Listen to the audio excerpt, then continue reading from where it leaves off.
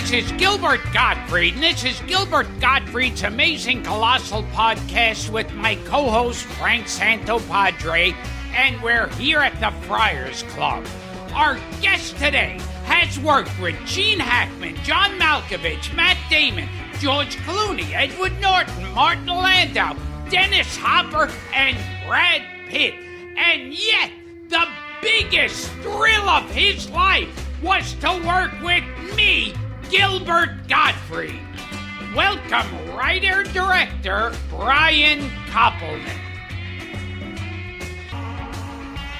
Now, your father, Charles Koppelman, was one of the biggest music moguls of all time. What the fuck do you do? That's a great... Yes. Thank you. What a welcome. What a welcome. We can talk about all that, but I have to tell you first, you've ruined Harry Chapin for me forever. Gilbert. Why? Because I had sex with them first? Yeah, yes. Because you... and it got cut out of when you were on my podcast because there was some kind of a recording glitch, I think, from The Great Beyond. Chapin did it, but you told me you had this, like, murder fantasy. Whenever you hear Taxi? Whenever you hear Taxi or Cats in the Cradle. Uh-huh. And the other night, if you think this is a low rung of show business, the other night I was asked to induct somebody into the Long Island Music Hall of Fame. Yeah. And so I went out there, and in this very moving moment for everybody else, one of Harry Chapin's daughters got up and sang Cats in the Cradle, and all I could think about was you strangling. Yes. Now he's already gone. Yes. Now all those people who wrote songs like that, like him and who was the other Jim one? Croce. Jim Croce. Yeah. They all crashed in cars. John Denver's dead. Yeah. Yes. Well, he crashed in a plane. Well, Croce's was a plane too. Also. Yeah. Oh, Croce was a plane Correct. also. Yes. Correct. Okay. So can I spread the rumor that I was supposed to get on that plane with Croce, and at the last minute I was buying some chiclets. And I missed it. Yeah, yes. I want to spread that as a popular rumor. Now, you would help your father find musical acts. Yes, that's true. Yes, I did. Now, who were some of the people you discovered? Well, I discovered Tracy Chapman is probably the most famous person that I was the first person to hear. And others, Eddie Murphy, his first record deal. But this all was a long time ago. Yes. And my girl wants to party all the time, party all the time, party all the time. Yeah, but the true killer track on that record is Boogie in the Butt. Boogie in the Butt? I remember How did you miss that? I remember it. Sure. You may remember it, but how did you not feed that to him first? Could you sing Boogie in the Butt for us? The key line was, put the boogie in your butt. Put the boogie in your butt. Put the boogie in your butt. See, that's a little too subtle.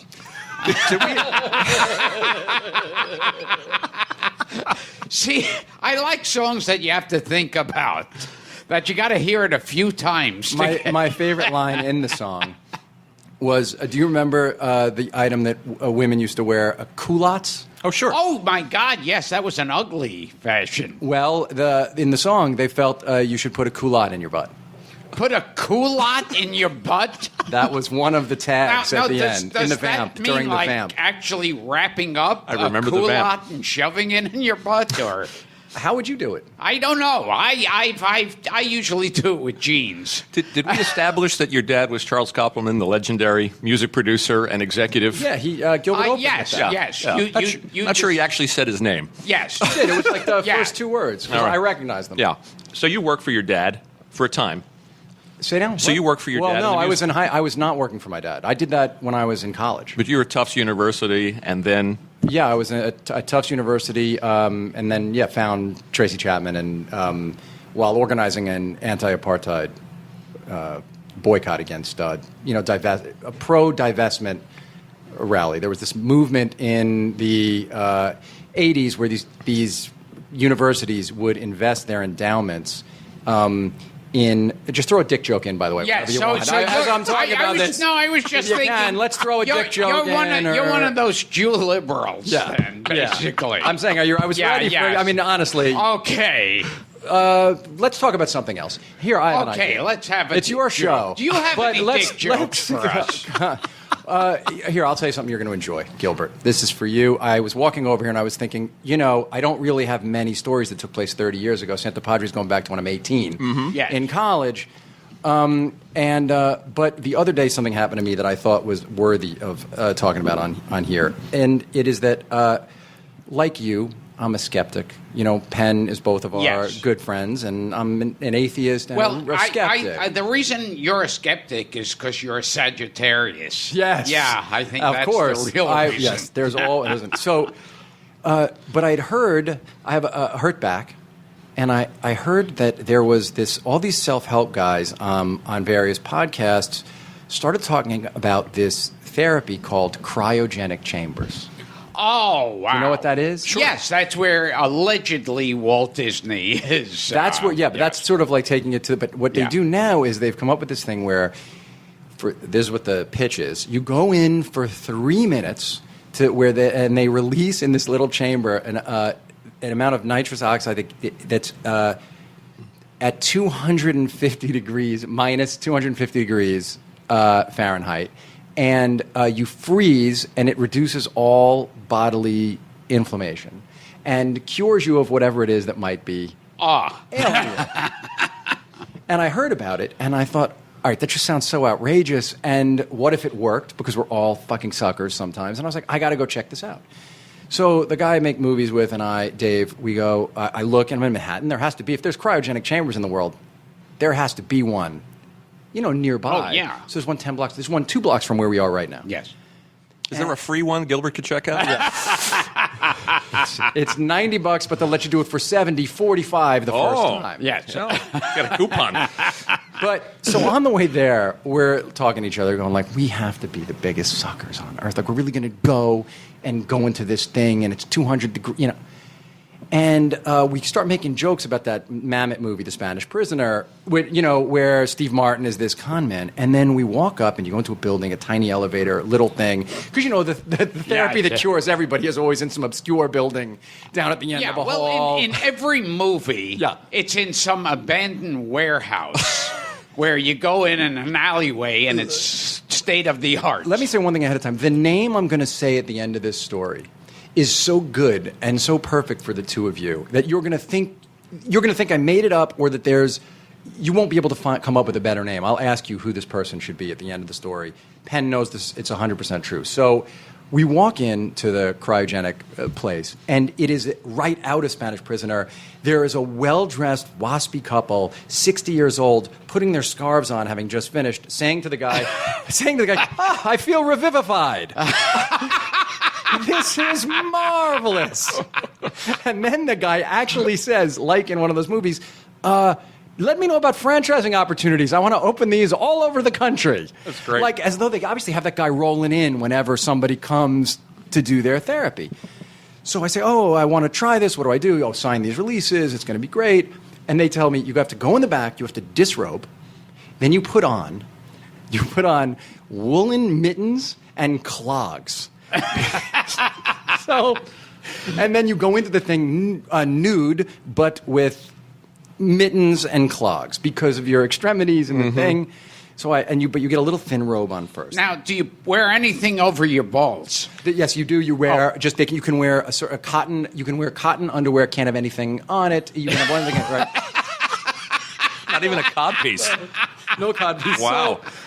I'd be more worried about that than my feet. So going through the thing, the whole time I'm thinking, is it real? Is it bullshit? All these people do it, and how will I know if it's like, is it going to be a placebo effect? And so they start talking to you about, afterwards, what you're going to have to do. You walk by exercise equipment that you're supposed to afterwards to re-warm yourself up, and you can only stay in there for exactly 3 minutes, and all the pseudoscience bullshit. And I go in, and there's an outer chamber, and then in it you see all the smoke and everything from the cryogenics. And it just happened last week. I go in, and I have the little thin robe on, and of course there's this ice maiden from Poland who runs it, and she's like, "Do you want to disrobe now, or do you disrobe?" And I'm like, "Oh, I'll disrobe. I don't give a shit." So I take off the robe, and I'm standing there in my mittens and my clogs, and they just open the little secret chamber that you go in where they then turn it to 250, and it's horribly scary and the freezing. And just as I'm about to go in, a guy bursts in and says, "The VIP is here." Now, this whole treatment's 3 minutes. That cures you of everything. Everything. 3 minutes. Wow. Cancer, anything. VIP is here. Can't wait. Do you mind stepping out? Wow. So it's like getting bumped. So you're there naked. I'm naked, gloves and clogs. And about to step in to 250 You're degrees standing minus. there with your dick in the and wind. It's you can feel how freezing it is. And I go like, wait, you said it's 3 minutes. The VIP can't wait 3 minutes. And they say, this is a real VIP. Can't wait 3 minutes. So I'm like, what the fuck? All right, okay. Fine, put the robe back. So I put the robe back over the thing, and I, clonk out in the clogs, and they open the outer door so the VIP can come walking in the robe and the clogs and the mittens. And I will tell you that when I tell you who the VIP was, you will understand that I then knew the whole thing was not only bullshit, but it was one of the great moments of my life. Who should it be? Who should it be? Who should the VIP be? Oh, wow. That's a tough one. It could be Tom Cruise. Is it a new agey kind of person? So much better than Tom Cruise. Oh, better than Tom Cruise. Not John Travolta. Not a Scientologist. By the way, so much. The name for where we are, and so much better than Joe John Franklin. Travolta. Milton Berle. Those would be great. Yeah. I mean, not possible. And can you imagine? I'd pay money for that. Shecky Green. You ready? Yeah. Because neither of you are going to believe Well, it we're in when the I say Friars it. Club, so. Yeah. Yoko Ono. Wow. Oh, no. Oh, that's perfect. That should have been the first name I thought of. It's the best name. Wow. That should have been the exact first name. As Penn said, the number one rule of storytelling is you can never say, I'm going to tell you a name at the end, and it's going to be as good as... But honestly, you can save that name to the end of the story. That Yeah, it's a big payoff. That one, and it's one of those like, oh, God, why didn't I think of that one first? I was trying to think of in the whole history of show business who would have been better. Oh, I think or only Warhol. Oh, yeah. The only name I could think of that would have been better. Was she naked with mittens? Naked. She had the little robe. She, of course, had the handler with her. Everyone else, they're like, no one can go in. It's locked. But, of course, she can have the handler go yes. in. It's all bullshit. Right. And then I will tell you, and this is the other part. So I step out. And then Dave, the guy I made movies with, and I, we stare at each other, and we fall out laughing that I got bumped. I got bumped for Yoko. And then, so she goes in there to get cryogenically frozen, which explains a lot, by the way. Oh, yes. And she comes out, and the guy immediately put the sunglasses back on her. Wow. Because, she has them. You've seen her walking around New York. I'm sure. She always yes. a giant. Yes. Yeah. Right back on. She's X-ray one of specs. those people, like Woody Allen, who has those recognizable disguises. Yes. And so did you explain to Yoko that now that John is dead, she's pretty meaningless and is not a VIP? I just wanted to say, I tell you, every horrible, you wonder if you're a bad person or a good person. And then staring at Yoko Ono, you just know what you are. Oh, yeah. Because. So one of our guests, David Steinberg, who I love, you have a story, something that happened when you were 14. Oh, well, yeah, that's true. Yeah. Sorry to go back again. We can go back. Yeah. Well, Gilbert, I think I told you this, but David Steinberg, who's a great pal of my father's and sort of a godfather to me, really just one of my favorite people in the world. Cue David Steinberg impression. Oh, yes.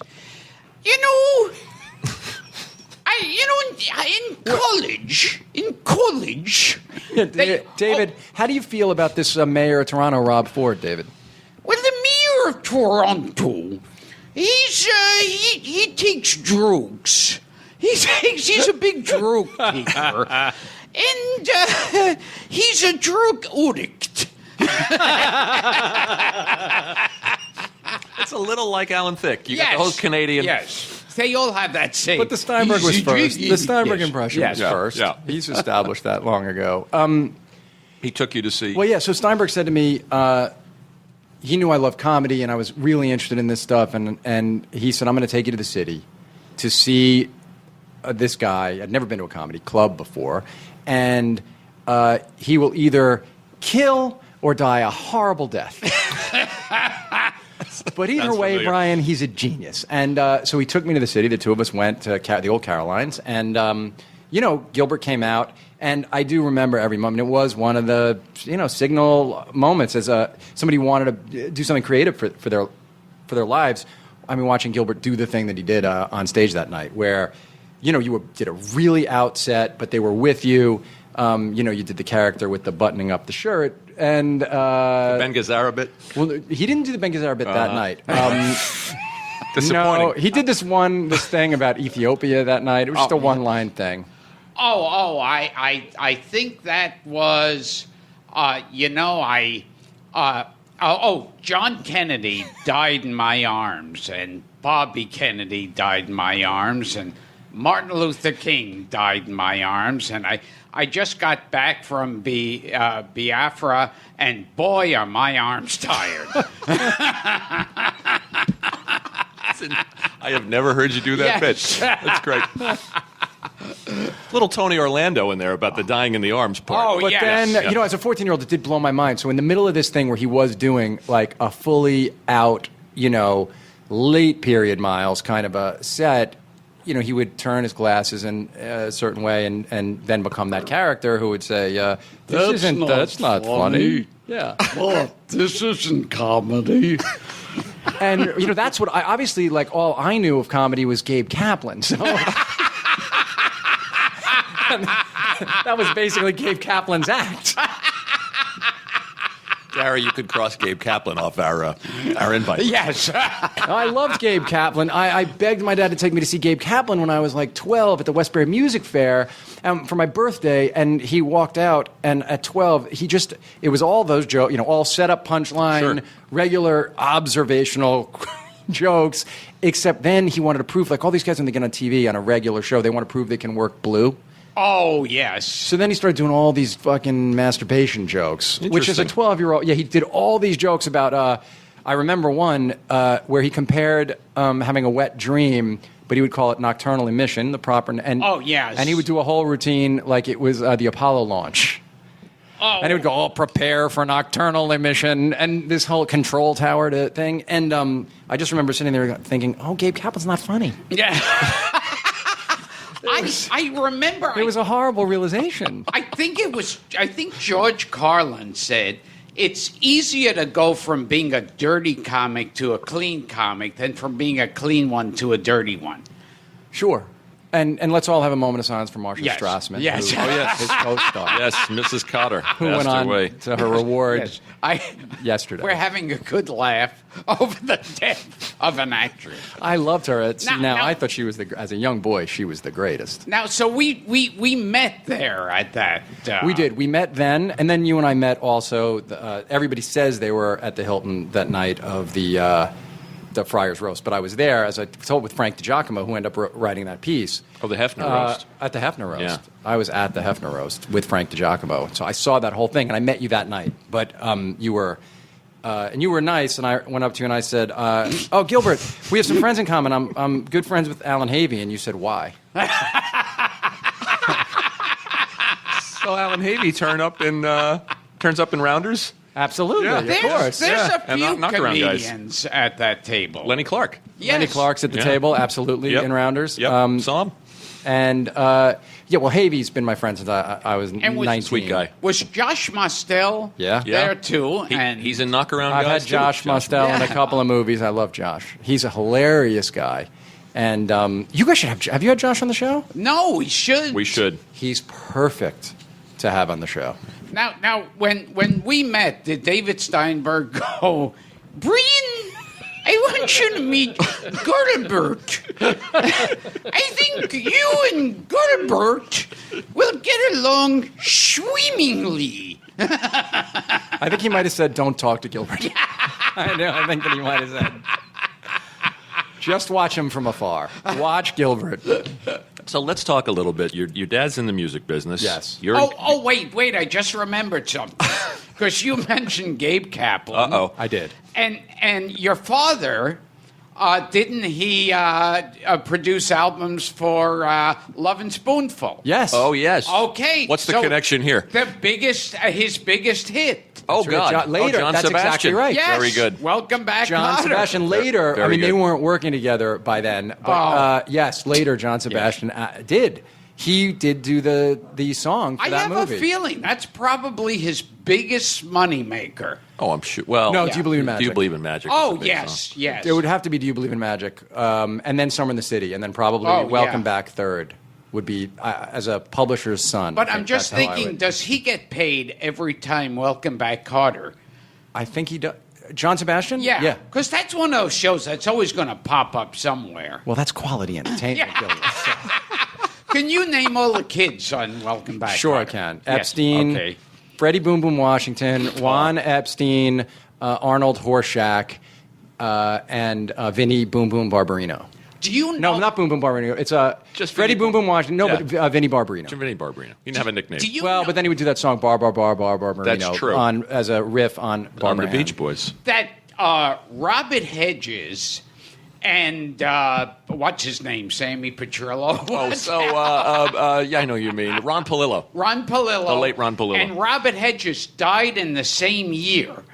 So when they were doing the thing on the yeah. Grammys, rather than show two separate clips, they had put a them clip together? of them together. Wow. And it saved time. Saves 2 seconds. Yeah, It's yeah. important. You had like a clip of them together. When Palillo died, something very sad happened for us in our office, which is whenever we're asked to make cast, when you're making movies, you're always making these cast lists, and I'm sure you guys have this. There are just certain things you say to each other by rote. So whenever we have to make a cast list for like the butch lead of a movie, one of us always, no matter what, says, "Well, obviously Palillo." But now that he died, somehow that seems disrespectful. oh, yeah. Before Everything we've said to this before point it seemed is fair. not. But remember, Now- Ron Palillo, like so many of those people, like Urkel and all of those, and like Dustin Diamond, they all try to act really tough at one point to show their He-Man. Did Palillo and go through a Ron tough- Palillo was in that boxing show. I don't remember. I think he... Celebrity boxing? Yeah, celebrity boxing. And it was he Ron... got hit though. He lost. Yes, That's right. Yes, That's and right. Who, Oh, he, you're right. He fought another nerd. Did he fight Todd Bridges? No, he fought like I think it was another nerd. Well, like famous our nerd. crack research team is working on it. I remember Danny Bonaducci fought Donny Osmond, Oh yes, which we'll ask Danny which about. was that celebrity boxing show was so it was like a nightmare. Poor Ron Palillo. Yeah, but he fought. Oh, who did he box? This is horrible. We're working on it. Do you think during those 3 years that Palillo always somewhere inside of him knew this is all it's going to be? Oh my God. What do you think? Yeah, I have a sneaking suspicion that he really thought he'd be like this respected Shakespearean actor because he went to acting school and everything. And I have so. Is this a bad time to point out that I worked with both Ron Palillo and Robert Hedges on the TV Land Awards? He used to be a dry cleaner. Wait, who Frank. played Boom Boom? No. Oh wait, Boom Boom was which one? The Lawrence black Hilton guy? Jacobs. Yes. Yes, Nice man. I knew there Who, were who three. later on would play the father of Michael Jackson? In the Jackson TV movie. Yes. Very good. Well, working overtime. And he was also one of the muggers in Death Wish. That's correct. Death Wish had a lot of famous muggers. Didn't Stallone turn up in or was that Bananas? Bananas. In Stallone's on the Bananas. subway in That's right. He's Bananas. also a suspected mugger in Prisoner of Second Avenue That's with right. Jack Lemmon. That's right. But the other muggers in Death Wish are mugger and rapist Jeff Goldblum. And in another part, he's just there for a second, Denzel Washington. Really? Wow. Yeah, he's a mugger. Boom Boom Death- Washington and Denzel Washington. It's kismet. They were originally going to call the film Washington and Washington. No idea. David Steinberg once directed me And what did he direct you on? in Mad About You. Oh yeah, I heard him. You guys talk about it on his show. Yes. and he told me I had to run out of the room at one point, and he said, "Could you run a little faster?" And I said, "Yeah, I guess I can run fast." And he goes, "No, I don't mean faster. Can you run a little more graceful?" And I said, "I suppose." And then he goes, "No, I don't want it more graceful." And then finally he sighs and throws his hands in the air and goes, "Can you run less Jewish?" Now, did we find out? I believe our crack research team, Dustin Diamond. Dustin Diamond. Wow. Perfect. Versus Ron I told Palillo. you it was another nerd. So Palillo lost. And I remember Ron Palillo, and this shows you this is a horror story. He had an eye the size of an orange, and it was like bleeding at the end of this. And I thought, the fun to this, I enjoy these horror things as much as anyone, and this is just wrong. I didn't think doing this podcast would make me this sad. That's what we're all about. I'm just I think this is... Most people have killed themselves. I never knew what a after clinical doing depression really was until this must be what it feels like. They have to walk around all the time feeling like this. I'm determined to ask you about your screenwriting career, your movie Ask career. me anything you want to Yes. ask. So how did you're working in the music business? Were you scouting talent? We talked about on the phone. We talked about my father's place, a legendary music hangout in Long Island, where we're both from. Yeah. Oh, yeah. Yeah.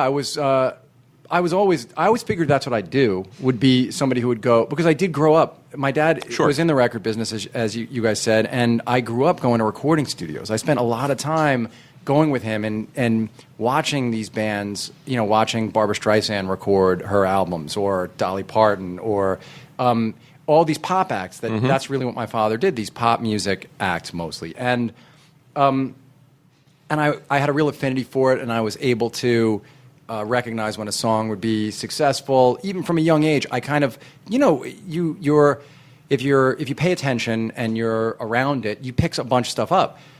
So I figured that's what I do. And then in college, when I found Tracy and then helped make that first album that was so successful, it just felt like that's the path that I was on. And I worked at various different record companies, but something in it left me cold for a variety of reasons.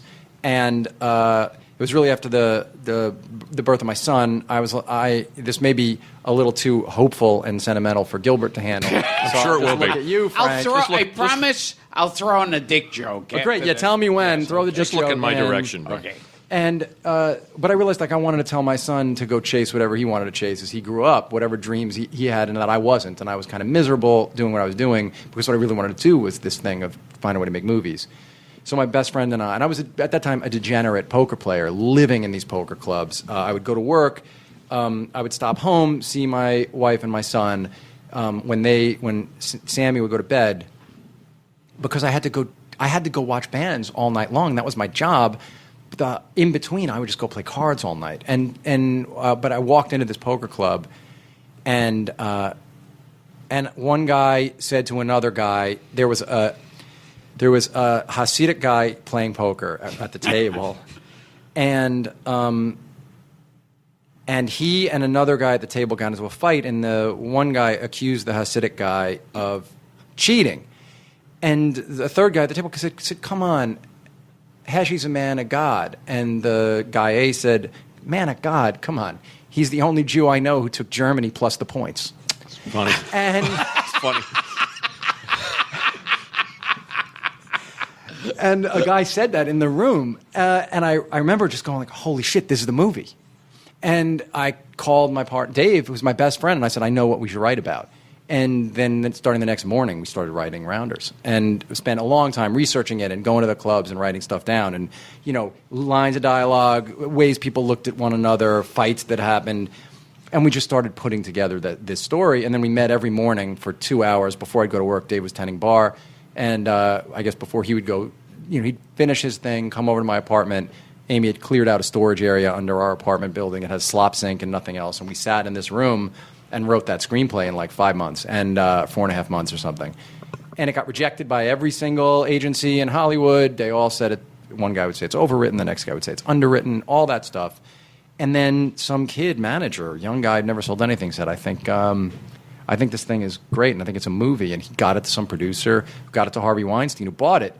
And within 2 days, all those same agents called to sign us. Of course. And I got to say to them, but you said it was overwritten, and you said underwritten. I still don't know what those terms mean. Mm-hmm. And that started us being able to have this other life, making movies and television. It's inspiring. Now, you had your dialogue recited by a ridiculous cast. I mean, Matt Damon, John Turturro, Malkovich. Martin Landau. Yeah. I mean, an incredible It cast. was amazing. Yeah, I was there every day. Edward on Norton. Set. Oh, Yeah. oh, that's right. We were on set every day Gretchen and a part Mol. of it. Yeah. Sure. And Famke Janssen. Yeah, good cast. Famke Janssen was in it? Oh, yeah. Oh, she was the girl She's with the dark hair. Yeah, she comes and offers herself yes, to Matt Damon. I forgot about Famke Janssen. Yeah, sure. That's She's one of my in there. favorite names. In fact, even in a small little part before she was famous, Melina Kanakaridis, who then had 5 years of her own show on TV, is in the movie. It was great. It was an amazing thing, and you thought, oh, this is what Hollywood's going to be like. Write a script, you're in production within a year. The movie comes out within another few months yes. of that. Just felt like you get the dream actors to You act thought in it. making movies was like these movies about making movies. Yeah, you go in a thing, you go in a Yeah. room with your buddy, Yeah. you write the script, and Matt Damon's in it. There's a 6 months pile of later. cigarettes on the ground, crumpled paper, and next thing, the movie premiere. Yeah, exactly. What I Yeah. love about it, too, is it's one of these movies that teaches you something. I remember reading an interview with John Huston once, and he's talking about the gold panning scenes in The Treasure of the Sierra Madre, and and how you actually learn to pan gold. That he thought if you could teach somebody something, if you could actually show it happening on screen. This movie teaches you. I don't know anything about poker, but after I saw the movie, I felt like I had. But isn't Treasure? Thank you. That's true. But isn't Treasure Sierra Madre just the greatest? Wonderful. Oh, yes. Wonderful. And you I can see watch it every echoes week. of it. You see echoes of it in so many movies now. Yeah. Well, Past that, yeah. yeah. Not to mention the Bugs Bunny cartoon. Oh, yeah, yes, yeah. They were always doing that in those Warner Brothers. There's I think there was one, A Simple Plan. Sure. Oh, yeah, the There was- Sam Raimi movie. Yeah, all It's a good these one. movies that have people who are friends, who get money, and then turn on each other. Yeah, so many of them, and also just even I think the beginning had the panning for the beginning whole piece of it, the way the ripoffs happen, what they're trying to do. I see echoes of it in all sorts of movies, just visual echoes of that movie. If people haven't seen it, that's And I remember, nobody's disappointed when they watch it. I remember great in one. that movie when Houston goes, "You're dumber than the dumbest jackass." He doesn't dance. He does Yes, that little jig. yes. It's great. But And do you remember who the little Mexican kid is? No, who is it? Robert Blake. Oh, yes, that's true. Yes, Yeah. a young Robert Blake. Yeah, that was one of his first roles. Doesn't he hit him? He hits Bogart up for money. Yeah, and Yeah. then later, I think he sells him a lottery ticket. That's right. That's right. What's your theory on what happened to him? What do you think happened to that guy? Oh, God knows. What do you think? Oh, and then Robert Blake is the one who recognizes at the end the bags that Bogart That's had, right. and that's how. Okay, what happened to Robert Blake? Yeah, what I do you think he think was nutty happened? to begin with. Yeah. Right. That's obvious. I think he Yeah, had even a- on those two Carson, when you watch him on those Carson episodes, he's very oddball, but he seems in control of the crazy. Oh yes. The Tom Snyder show too. The one-on-ones. You would really see the meltdown Oh. more than Carson. Robert Blake, though, has said in interviews that he resented Johnny Carson because he knew after he was doing them that he was abusing him, that he was taking advantage of the fact that he had emotional problems. And Carson liked that.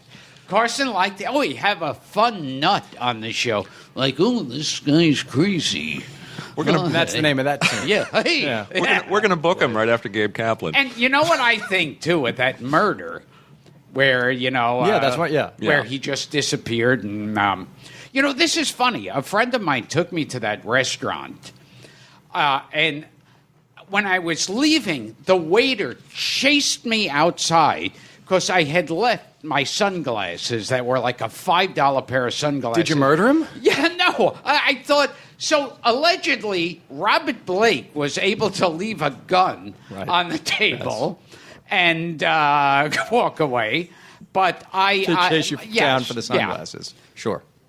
See, I think that murder case was like when she died, the jury was like, "Oh, fuck her." If he didn't kill her, someone else would have. Fuck her. But he did, like, when you would see, I never understand when you see a picture of somebody, and they're just such, so radically, unrecognizably different. Oh, yeah. I think he had a troubled childhood from the beginning. I mean, if he talks about it, I think he was troubled, like Gilbert says, from the get-go. Yeah. I don't think it was something that Hollywood But it's amazing created. when someone's, I mean, it's one thing to talk about Palillo, but when you think about because Palillo, sort of, even if he didn't know it was just a short thing, we knew. Oh, yes.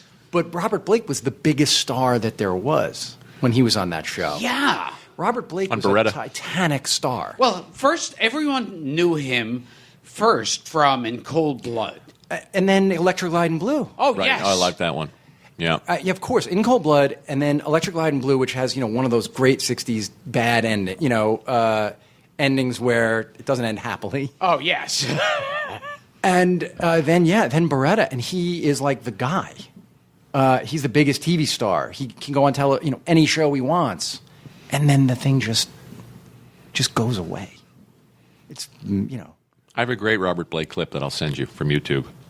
From what period of time? Singing with Gavin MacLeod on the Dinah Shore Show. Oh, my God. Which has to be seen to be believed. Oh my God. But getting back to Rounders. I just remember I loved him so. I just did think Beretta, because I was probably 7 or 6 years old. I just thought Beretta was the greatest human ever created. And he was cockatoo. like the coolest guy in the Right. world. But now if you watch it, it's so campy and horrible. Oh, it's But when you're a kid, it seems like the horrible 70s shit. That only the 70s could Well, yeah, in the produce. 70s, your toughest cops had a cockatoo on their shoulder or a lollipop in their mouths. Those were the signs That's of... right. That's right. Those are the icons of toughness. And a wheelchair. And Ironside was in a wheelchair. A wheelchair. Was it tough with Rounders to make poker cinematic? Was that one of the challenges? We to worked make with this cars? great director, John Dahl, who, if you saw The Last Seduction or Red Sure, Rock West, sure. he's just an incredible visual stylist. I guess, we were just trying to figure out, we were so fascinated by those people, by, like poker players, and I still think it's the case, even though the tournament, competitive poker maybe cuts it a little, but they're like gunslingers, where they're people I've always just admired so much. In a way, it's like comedians. People who can kind of put it all on the line the way that card players do. There's no guarantee that they can even eat next week or pay their rent next week. But something tells them, like, I have to pursue this, and I wouldn't have the guts to really do that. I love playing poker, but I would never have cashed it in. I mean, I didn't quit my job to start writing movies. I was responsible about it. I was like, well, I have to do this in the morning for 2 hours, and then I'm going to go to work because I have a family. These people are willing to just go like, I'm gonna try. I think I can be this thing. I think I can beat you, and I think I'm smarter and sharper, and so that idea. That's what we wanted to communicate, right? More than, and then at that point, I wasn't directing that movie, Dave. So it was like, well, John will find a way to do that other piece. It was very important that the actors in it seemed smart enough, cool enough, aware enough, have the emotional depth to play it. And then I felt like, well, it'll find an audience. Oh, we just wanted that movie to be like what Diner was for us. When we grew up, Diner, Harold Ramis movies, we would know them by heart and quote them and know every single word. And we just wanted Rounders to be the kind of thing that other guys would feel that way about. So when that was the end result, that's it. We got everything we wanted out of it. It was completely satisfying. Not a commercial success when it first came out. You know what's refreshing to hear you say? Because everyone else has that story that I wanted this movie made, and I quit my job, and I was getting kicked out of my apartment, and nobody... Put it on my credit card. Yeah, I put it on my credit card, and I was about to get arrested, and my kids were being thrown out in the street, but I fought. And it's like, here, you finally cut through the bullshit and go, no, I kept my job. I'm not a fucking idiot. Well, it just seemed like, well, I'll tell you, really just getting back to my dad. So because my dad is someone who really came up from the streets, I think he went to 7 colleges and graduated none. And, spent a life knocking around to finally, find a way to get some success and worked with artists his whole life. I remember I went to him and I said, I really realized this is right at this time. And I probably was thinking I'd quit what I was going to do. And I said, Dad, I really think I need to be a writer, The writers are able to access their inner thing and the distance between the thing. And, I can really express the inchoate rage in me. And if I just... And so maybe I shouldn't. He just looks at me. And he was just sitting on his bed, I remember. And he just looks at me and he goes, "You want to write? Write." Simple. And I said, "Yeah." So he goes, "You're not going to quit your job. What are you, like an animal? I mean, how you gonna eat? Quit your job?" And I thought it was great. I was like, "Oh yeah, of course. I don't have to quit my job. I just have to get up earlier." Yes. Everyone thinks you have to. Yes. It's so important I quit my job. If it's so fucking important, get up at 6. Yeah. Right? I mean, that's all. If I told you if you got up at 6, you could get a fucking blowjob from Christy Turlington, you'd get up at 6. Right? Get up at 6. Where did the great tell come from? The Oreo cookies in Rounders. It's just something you guys were searching for the tell because it's such a big reveal. It was one of those things. I'm sure, like when you told me how you write when you're on stage, Gilbert. We just knew in that first scene, as we were writing it, that we wanted the Oreo. We didn't know that it was for a tell. We just knew we wanted that character when the guy comes to the door and looks through the slot in the door. We wanted Teddy KGB to be eating something and sort of have a very satisfied look on his face. And so we just put, he's eating Oreos. So we established the Oreos, and then we put them in a couple of times. And then when we wanted to tell, we realized, it should just be the Oreo. Then we went back and then made the way he ate the Oreo significant each time. And then Malkovich added the ear to it. And that's what, actors, when they, great actors, you've met some, Gilbert. But great actors will take your thing and they won't try to change it or go like, well, what if instead we use a grape? But they'll take the thing you give them and then they'll make it even richer, better, deeper. And that's like what Malkovich did. So respectfully and nicely, and hey, I have this thought. And he just started like, when he would open them, listening to them, and it just added and it communicated to the audience what was going on in a much more clear way. And you worked with him again in Knockaround Guys. Yeah, I love that guy. He's so smart. Such a great actor. So now it's Malkovich. He's one of those people I always watch and go, is this guy a nut in real life? Is he a pain in the ass? He's a brilliant person. No, I mean, he is among the very easiest people to work with. He's a super, super smart person. Read everything, reads knows everything in every newspaper, has read every book, speaks every language. He's a brilliant person. So he doesn't suffer. If you're an asshole, he can give it. If you're a jerk, he can really take care of you. But if he senses that you're working as hard as he's working, there's nobody better. He just will give you everything he has. And he was invaluable to us. Like on Knockaround Guys, when let's say a producer was trying to, if the overtime or whatever, John just quietly come up to us and say, that guy's lying. Yeah. I can tell you if you do this, the crew will do that. Just do that thing. And John constantly protected us all the time. That's totally the different opposite image I always had of him. Yeah, of course, because he's so good. Yeah, and watching him in the movies, I always think, this guy's got to be the biggest pain in the ass. No, he can access this incredible inner rage, and he's again, if you lie to John, you're dealing with this incredibly smart person with an enormous emotional range, but he's got a wickedly great sense of humor, and if he thinks you're all right, he's a delight. Don't fucking lie to that guy. Don't try to con him, and everything's and the acting fine. range. I mean, he's played to play a scumbag like he does in Rounders, and then you think about the character in Places in the Heart, where he's just the most sympathetic, the blind man. Oh no, of There's course. nothing he can't do. Oh, and think about him in the Killing Fields, right? Or Dangerous Liaisons. And we could keep naming John Malkovich movies. But he's he something kills new me every in time. Burn After Reading. Yeah, my memoir. I just had a flashback where you were talking about your father, and I thought, I also had a father who actually worked for a living, right? Who actually got his hands dirty. Your dad owned a hardware store? Oh yeah, yeah, in Brooklyn, where nothing. But he knew he could. There was no calling someone in to work on the apartment. He would start bashing down the wall, rewire, plaster it, paint it. and he knew how to do this stuff. And got next to no money. He had to scrounge for it. And it's so funny whenever I'm offered a job or I'm at a job and I'm thinking, oh, God, this is the worst. I can't believe, and I'm thinking, okay, if I was sitting in the room with my father now, what would he think of me bitching that I got to tell a couple of jokes at a comedy club in Hawaii? Well, I think about it all the time. No, the way in which people who do the things that we do are indulged, and then you get the worst part is that you become you're not even aware of the fact that you're just living in a bubble. Oh yeah, and that you're so protected, and that you are that the things that feel like the that's why in our country even there are 30% of the country living in poverty, but for the other people, if you take resources away for like just 2 days, it's pure anarchy. Yes. And then you've seen it any time.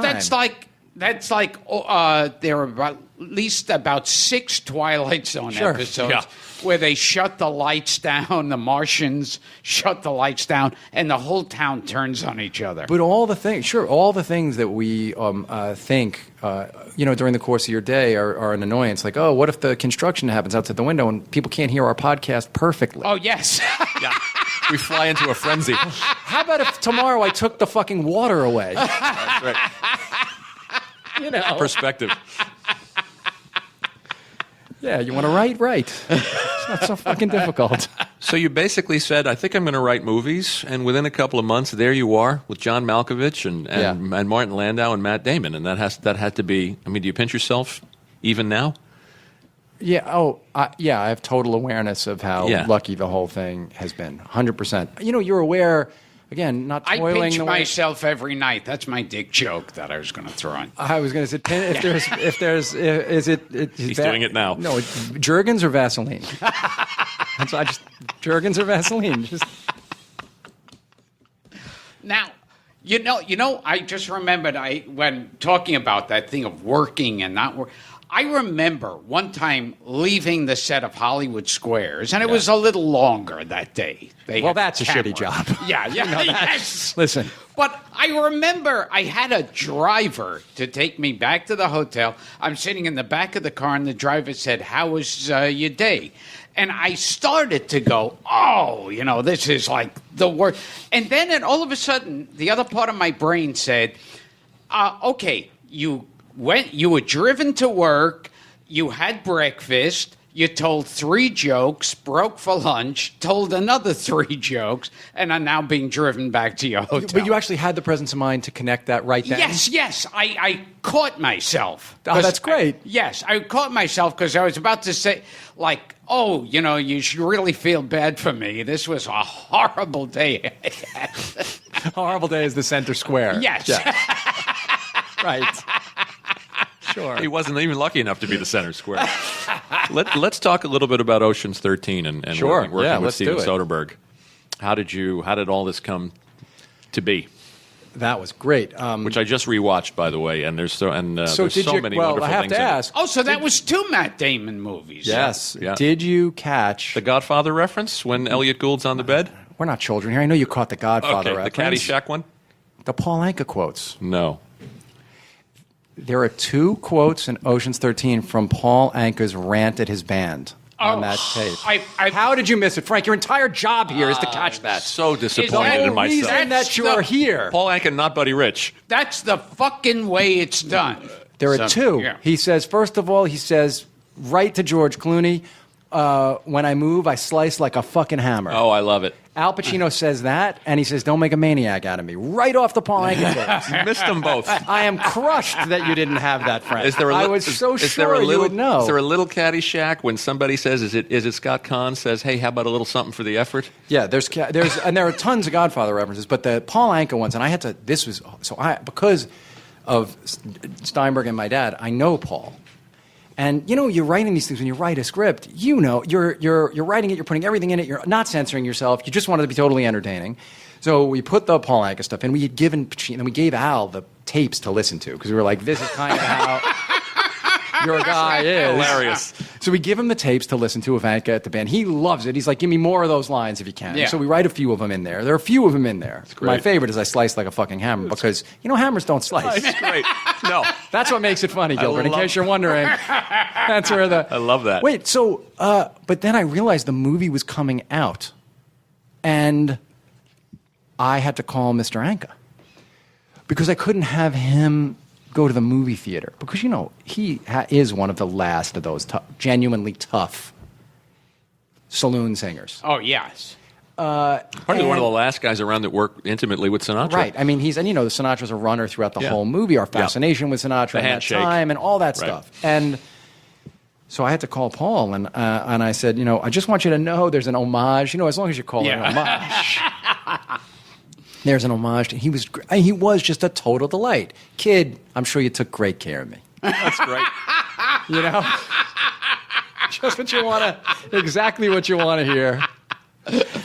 Now, what did you think of the first Ocean's 11? You mean the one from the 50s? Oh, yeah, the Rat Pack. Sinatra. I have an endless fascination with the relationships. You could put Sinatra at the Sands on any time, that album, and I'm going to listen to it all the way through. It's my favorite. I just wish I could jump into it, right? What is the line? What does he say at the beginning? What are all these people doing in my room? In my room. Is that it? What are all these people? The room, the line that he used every night. Yeah, what are all these people doing in my room? Yeah, but made it seem fresh. Every time, of course. Yeah. And I think both Sinatra and Dean Martin used that line. did Dean use that line too? What's a drunk line? Yeah. Right. Yeah. What are all these people doing in my room? Right. Yeah, but would Dean would do it when he was performing on stage or as a guest? I think so. I've heard him do that a few times. So, I'm totally, I think they were probably in lots of ways horrible guys to be around in certain ways, and you wouldn't, but to have just rolled with them for a weekend would have probably been, if you could have somehow hung in and just surfed behind them, surfed their wake. I always think they'll never really make an honest biography about the Rat Pack or Martin and Lewis. Yeah, it's very hard to. That one movie, I mean, I think Cheadle's great in that movie as Sammy, yeah. Sammy. But I mean, all of it fascinates me, Brother-in-law all of it is amazing. The movie, I think we all can acknowledge, is a piece of shit. Yeah. But those guys and the way that movie came together, which is the best part of that movie, The Rat Pack, does show in a great way how they all decided to make that movie together, and it's great. How Lawford got roped in, how they all sort of did it for a variety of reasons and to be out there. And did you guys? I'm sure you've read that. I don't know how you pronounce that guy's name. Bill Zimi. Oh yeah, the guy that writes about late night TV. Yeah. He wrote this amazingly great. Not Bill Carter, Bill Zimi, Zehme. He wrote this amazing thing about Sinatra back then, for Vanity Fair, and then I think it might have ended up in a book. But he talks about this moment, which is it was in the morning, and suddenly coming across they all had villas around the pool in Vegas, and suddenly the doors to a couple of them opened, and Sammy and Joey Bishop, and probably not Dean, let's say Sammy, Joey Bishop, Peter Lawford, one other of them started running across the pool. And someone said, "What's going on? What's going on?" And Sammy said, "Frank's up." That's great. That's hilarious. Yeah, what are they doing? Just waiting in there? They're not allowed out until he's up? Or they're just sitting there? Can they order room service? What can they do? You know my problem with the Cheadle character in those movies is that, they're doing their usual stuff. They're like Italian gangsters and Jews. You mean in the everything. Sinatra movies? Yeah. Oh, in the Rat Pack picture? Yeah, you yeah. mean I mean, not the Cheadle. You mean in the Sammy Davis, not the Cheadle. Sammy Davis. Yeah. And it's so they're doing their usual, where they pick them up. I'd like to thank the NAACP for this award. And then they show him with tears in his eyes. And I'm thinking, no, I don't think so. They show that. Oh, I think that's a good moment. They show that one moment where no, he goes along with it, Sammy, and then yes, they linger on his eyes for 1 second. But I don't think any of us can know what. Do you think you know what Sammy was feeling? I don't know. My guess is Sammy knew he was getting pussy and money, and I don't know. You really do? You think Sammy was okay? I think probably there were times that Sammy went back to his room. I mean, if you were able to have second thoughts in the car after Hollywood Squares. That's a perfect analogy. You don't think that there were moments that Sammy who, by the way, was the most talented of all of them with raw. I mean, the kid could dance and he could play the drums and the bass and sing and all of it. You don't think he ever went back, closed the door, and was just like, motherfuckers. Not if Kim Novak was there. Sure. Oh, yeah. All right, Kim so Novak that's is blowing a little him. mitigator. Sure, there. that's 3 minutes. And then... But then after that, he goes, oh, boy, that black joke that Dino made. Oh, that.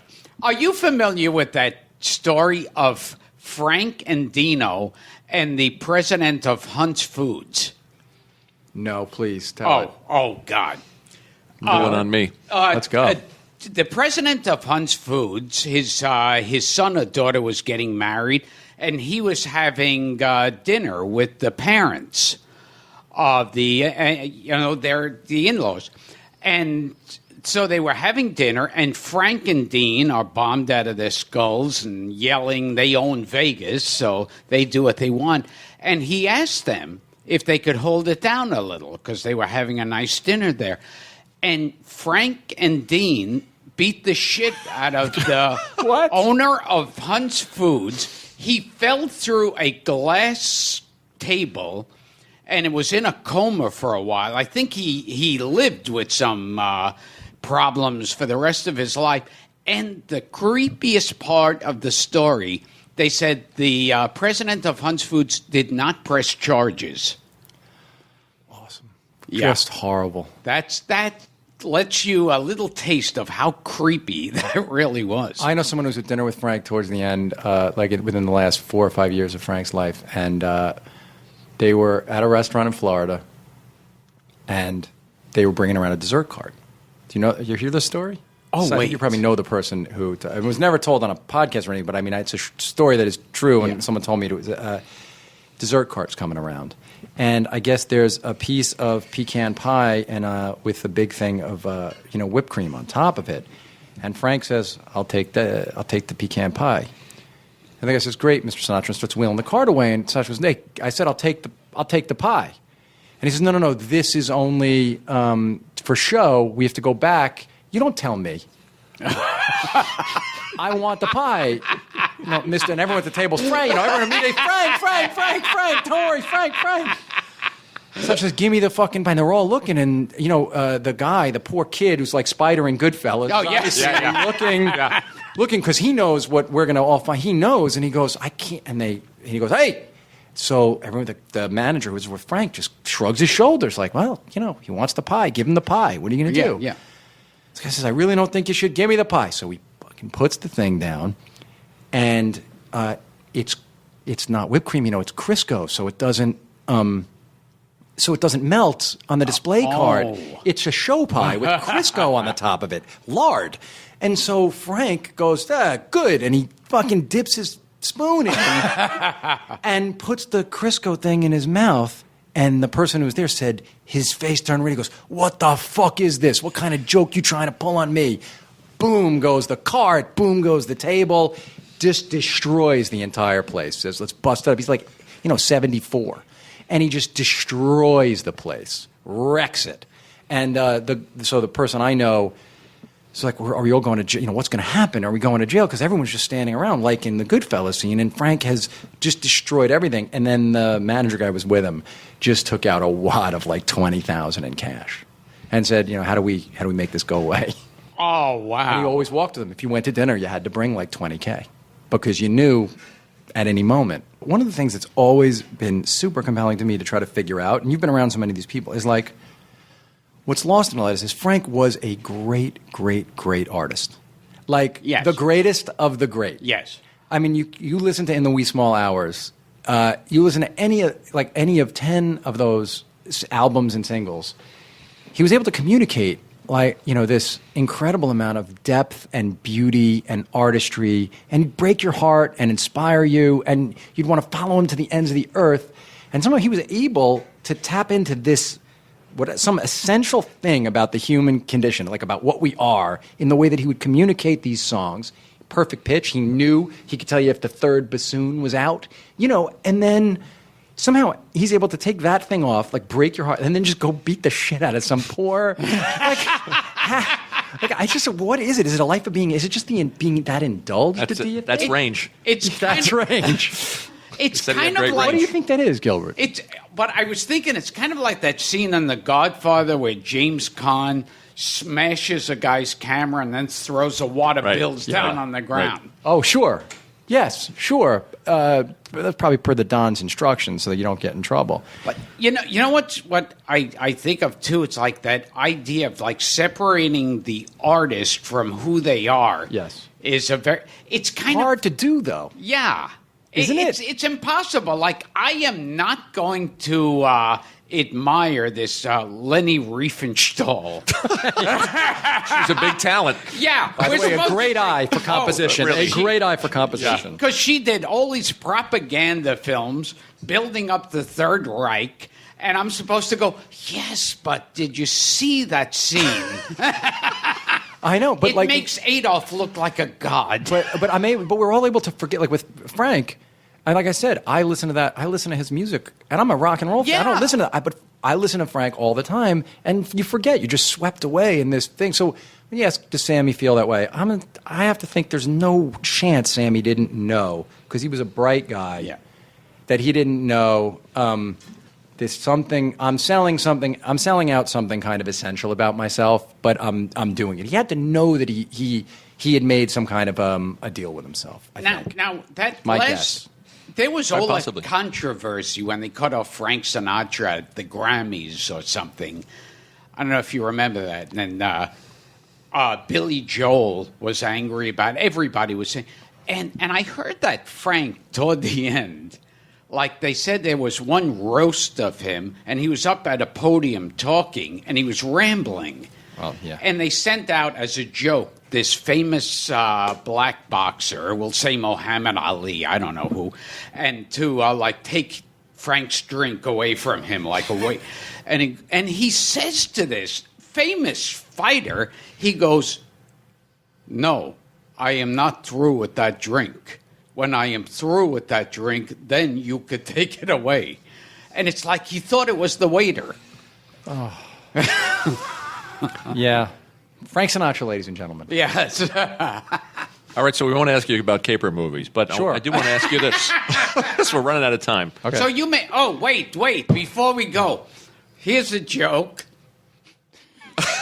Gilbert's chewing. Where's he going with Gilbert's choking on his own... His genius. Here's a joke that brings poker for your movie rounders. This brings poker and a dick joke. Great. Okay. A guy's playing poker.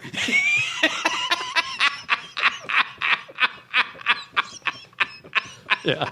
A guy's playing poker. He gets a call from his wife. His wife says, "Hey, it's late. Get home right now." And the guy says, "I can't go home now. I've got a stack of quarters the size of my dick." And the wife says, "Well, take your 75 cents and come home." That's a great joke. Nothing to me tops the Paul Lynde joke that you told the other podcast maybe 2 weeks ago, I think, to Weird Al. Oh, that's my favorite joke of all. That may be my favorite. That's made several appearances on the show. That may be my favorite. Well, it might joke make of all another time. one. That is, in case anyone missed it. Yes, in case anyone missed it, or in case anyone wants to hear what you have to say. Gilbert was on Robert Osborne's show, and he picked 5 movies. He was a guest, and he was asked to pick program for the evening, and he picked The Swimmer. Yeah. And Todd Browning's Freaks and The French Connection and a couple others. No, not The Conversation. The Conversation, excuse me. Yeah. Those are all great movies. And the original of Mice and Men with Lon Chaney and Burgess Meredith. So we have to ask the filmmaker, what, besides Treasure of the Sierra Madre... The price of that is the Paul Lynde joke. Okay, you have the Paul Lynde joke. Paul Lynde was once... We're bartering now with guests.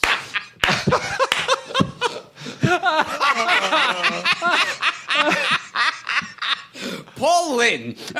because I want to tell it to Yoko the next time I see her. Perfect. The next time you're freezing naked next to Yoko. I promise if I see her again, I'll tell her this joke. If you tell her right now, wherever I am. You'll knock on her chamber. Yes. And So Paul Lynde. So Paul Lynde, why not? It's at least the third appearance of this joke. It's a perfect joke. Come on, it's a perfect joke. This is basically like talking to your old relative and go, did I ever tell you about the time? And I thought, yeah, you told me this 50 times already. But so Paul Lynde was booked in this place to perform, and it looked like an old barn that was remade into a theater, a really shitty place. And he looks around and goes, this place smells like a cunt, I think. I wish we had video so you could see Brian Koppelman leaping out of his chair. He just did the Walter Houston dance from Treasure of the Sierra Madre. Oh, God. Paul Lynde hated the Jews, you know. I thought you were going to say the joke, which I bet you wouldn't have liked. No, he hated the Jews. And I have it confirmed. When I was on Hollywood Squares, the producer was the same producer. And he said that during the lunch hour, all the other guests would get together and be having lunch and, you know, telling stories and laughing, and there'd all be a lot of fun. And Paul Lynde would be bombed out of his skull. And he was an angry, angry drunk. And he would go, oh, those fucking Jews. Hitler should have killed all of them. Those Jews are the reason I don't have a career. Did you ever meet him? No. I wonder if... But I think you should write the TV movie. Because he was fucking one of these young boys, or the boy was fucking him. And then Frank should write it. Frank's the writer. And, I'm working on it. well, you have a little time. I think you should. I think it's a great way to spend the Paul Lynde story. I meant a good writer. That's not... All right, 5 movies. You want 5 How about movies? Jim J. Bullock and the Paul Lynde story? Is that working for you? Well, you see, we can't say Palillo anymore. Yeah, give me 5 movies. And the guy he was with ran out. He panicked. And they say Paul Lynde actually could have lived had this guy called an ambulance. Oh, really? Yeah. And the guy didn't want to be... Yeah, he panicked. Right. And made a run for it. And other people tell me Frank Sinatra killed Paul Lynde. Over at Pecan Pie. Junior. Because Paul Lynde was in on the Kennedy assassination, so Frank... What's awesome is the percentage of people listening who know who Paul Lynde even was. They do now. That's the best. Like, I have to say, that's like the best part of the Paul Lynde joke for me. I'm 48, and I barely know why the joke is good. People who worked with Paul Lynde don't remember who Paul Lynde was. I remember Merv Griffin always would have foreign... girls with foreign accents. Well, Zsa Zsa Gabor was the biggest. But they would always manage to accidentally say something risque. And, they had no idea, of course, that was the big thing. Like, they would go, I went out for a blowjob. And then they go, I meant dinner. And it was like...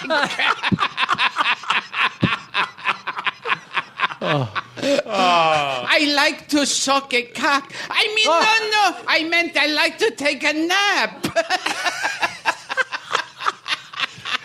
I like getting fucked in the head. No. I mean, I enjoy Hawaii. I don't know what Merv Griffin shows you were watching. You're saying Paul Lynde isn't really sure what the barn... You're saying he's not sure what the barn smells like.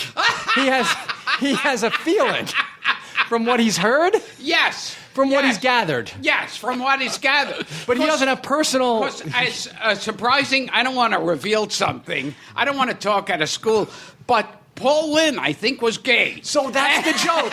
Now you got it. The joke is, how could he know that it smelled like that? I knew I liked it. I didn't know why. Now I know that it's great. Oh. Because I think Paul Lynde didn't get a lot of pussy. Right. So then how did he know? Yes. He's not going to know.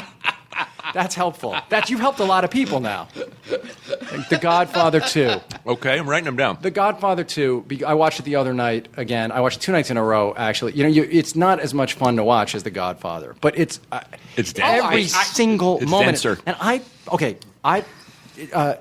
there are great mysteries. You guys answered the greatest mystery about the movie when Danny was on the show, which, by the way, I think there are podcast awards. But the Danny Aiello episode is the best podcast anyone's going to do all year, and I say that as someone with my own podcast called The Moment, by the way, with Brian Koppelman, and which you can get on iTunes. But when Aiello answered the question, that's haunted me my whole because I watched that movie for the first time when I was a little boy. The question of why Michael Corleone says hello when it's not Michael Corleone is killing him, and Danny told you that he just made it up. Yeah. And Coppola was like, go with it. But the other thing that's always been a mystery to me is why Michael decides to have Fredo bring the $2 million. Because nothing has changed in his view of Hyman Roth. Very interesting. Nothing has changed. He goes down there. Hyman Roth doesn't. He's figuring out that Hyman's bad. He thinks so ahead of time. He's not sure whether it's right. Why does he say, storytelling-wise, why is it nothing changes? He doesn't renegotiate the amount. Hyman Roth wants $2 million, and he has Freddie bring the $2 million. And the last time I watched it, the key is when they're sitting at that outside veranda talking, he wanted Freddie down there so he could look at him and figure out if Freddie was the rat. Mm-hmm. And the way he needed to give Fredo a job in this thing and find a reason for Fredo to come down there. When he gets Fredo down there, now he's sitting with him now, and you watch Michael's expression when Fredo was saying, usually you watch Fredo when he's saying, why couldn't we have been like this before? Why couldn't we, and we know, because we've watched the movie a bunch of times, the regret that Fredo has, the fear. You see, when you watch it next time, don't look at Fredo during that scene. Only look at Michael during that scene. See, now that's the definition of a great film. Yes. That no matter how many times you're always finding something. Well, you are, and you just watch Michael watching Fredo, and you go, oh my God, the whole reason he has him there is he's going to figure this thing out, and it's breaking his heart, but Michael's gone over. That's the moment when you know. Fredo's right there on the veranda. Michael knows everything. And then he's just waiting for the final piece. It's awesome. Why did Godfather 3 suck to high heaven? I left the fucking vacation early. I was on a working, this is when I was Christmas vacation, and I came home early to see the fucking movie because I was on an island somewhere. I flew home to see that piece of shit. And I mean, he's the greatest director. Nobody's movies have made me want to do this. Like, it's Francis Ford Coppola, the Coen brothers, Barry Levinson, Scorsese, Quentin. There's Spike Lee. There are these. He is the ultimate. I mean, the conversation is as good as anything else. Just watched it. The two Godfather movies. Fucking Apocalypse Now would be the best movie. If you're not Francis Ford Coppola, that's the best movie you've made. Apocalypse Now. It's one of the great movies. But boy, did everybody just whiff on that thing. It's kind of like, I feel like no one in Godfather 3 ever watched the first two. I think it comes down to something really simple. I've given this too much thought. I just think it's as simple as them not paying Duvall. Really? Think about it. The moment Tom Hagen's not in that, he's the anchor of those movies. The moment Tom Hagen's not there to be the person looking at Michael for us, Tom Hagen processes the change in Michael Corleone. He's right from the beginning talking to him at the wedding. He's there the whole time. He's the guy in the second movie who's his change and is watching Michael change. And then when you don't have that guy who was the other connection to Don Corleone and to Sonny, it can't work. Then you have to suddenly you just make up the story. There's nothing tethering him to the world Mario Puzo created. There are a lot of other I think problems. that's yes, but I think they come from that. Because then you have to invent the Joe Mantegna character. Right. Then you have to invent all these other things. I don't think he had any passion for making it. He spent 25 years avoiding it. Yeah, and it's refusing a very to do difficult it. thing. And when you watch, Pacino in Godfather 2 and 1, where he's so quiet and intense, where it looks like he's not doing anything, and then in 3, you feel he's like chewing the scenery. Oh yeah. You say, could you pull it back a little? Okay, so Godfather 2. Is one. All right, I heard a great Pacino story the other day that I'm going to tell. This is not my story. It's Hank Azaria's story, but I'm telling it. Hank, I'm telling your story. Okay. Hank, he was once in a barn, and he said, "This you got to get Azaria. You guys have to get Hank Azaria on this show. He'd be a perfect guest for you guys." But big fan. He's on the movie Heat with Pacino, and Pacino, it's late at night, and they're going to do that scene where he says, a great ass. And, Michael Mann, who's directed and wrote that movie, is famous for working people very hard and for very many hours. And Michael Mann is also super cool. Like the way he's one of these guys. Leather jacket, the perfect leather jacket, the perfect whatever, even at however old. And because they're working so much, actors will often say to a director, "Tell me where I am in the story." And so Pacino says to Michael Mann, "Where are we? Where am I in the story?" And Michael Mann leans. It's 3 a.m. They're working. Michael Mann goes, "Well, you're coming from a place. Bobby." De Niro goes, "Bobby just jackpotted you. You were jackpotted by Bobby. And now you got Hank here, you're jackpotting him. Because what you're trying to do is, you're trying to put Bobby in a jackpot. And the way you're going to do that is you're going to jackpot Hank here. You got him wrapped up in a jackpot because you got jackpotted by him. And you're furious because how dare this motherfucker jackpot you?" And Al looks at him and just goes, "I have no idea what you just said." That's great.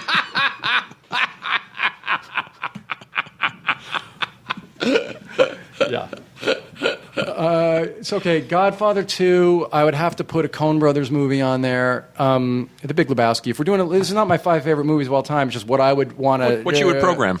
You could say Miller's Crossing, but I'll say instead. I'll stay Lebowski. I'm only going to do one from any filmmaker. I would say Goodfellas, Diner. Diner for sure, and I would love and to end it. End it early the next morning. A sentimental pick, perhaps. Something with Ron Palillo. No, it's between Bridge on the River Kwai, which is not the sentimental pick. It would be between that and Groundhog Day. Just something from Harold Ramis. But Bridge on the River Kwai is something that everybody needs to see. Don't you think? But it's funny. I was watching a documentary. It is hilarious. Yeah, Bridge on the River Kwai is. Laugh out loud. I was watching a documentary on the actual River Kwai, that whole thing, the whole story, from the really being these people, English and Americans held prisoner by the Japanese, and they were telling what was going on there, and they said outside of the concentration camps, the worst treatment of anyone was those who are holding them hostage. Right before, remember that scene when the guy gets put in that hot thing? He gets put, what do you call that thing, that hot box? Oh, yeah. Right before Yoko Ono went in there. Really? Yeah, because he was going to get in the hot box. And then, yeah. Okay. What other podcast covers the Bridge on the River Kwai and Dustin Diamond beating the shit out of Ron Palillo? Thanks for doing this, Brian. It was fun. Anything else you want to plug besides the podcast? Anything else coming up? No, there's a show that'll come out on Showtime, but not for a while. We're starting to shoot in January. It's called Billions. Dave and I wrote it with the journalist Andrew Ross Sorkin, starring Paul Giamatti and Damian Lewis, and really excited about that. My podcast, The Moment, with Brian Koppelman. And then, Gilbert, I have to tell you, I didn't tell you this. When I was in college, they had this game show called Remote Control. Do you remember it on MTV? Oh, with yes. Colin Quinn. Yes. And they went around to colleges to audition people to be on this game show. And they, at my school, Tufts, 300 people showed up for this audition. They picked 3 out of 300. I was picked. And the way I was picked, so they would call you up to the stage, and you would get up there, and they would say, tell us something or do something. I was in the audience, and they said, Brian Koppelman, come up to the stage. And right from my seat, I went, stop, it's too much. And stop, no more, enough. And I just did 3 minutes of you walking up and onto the stage. I never opened my eyes, the thing, and they picked me to go on the show. So thank you. Wow. Yeah, and that was in 19, I was doing Gottfried impressions back in 87. So you owe me your career. The whole thing happened from being on remote control. That's right. So thank you. It's come full Wow. circle. Thank you for that. Do a little more Gilbert before we close out. Stop! It's too much. It's enough already. Enough. Stop. It's too much. It's more than I can take. It's not even fair. It's not nice. It's beyond nice. Well, that was either Brian Koppelman or Gilbert Gottfried saying that that's enough. And so... It's too much. Yeah, it's too much. So, we have been talking to Brian Koppelman, and I still don't know what the fuck you do, but that's not important. gives a shit?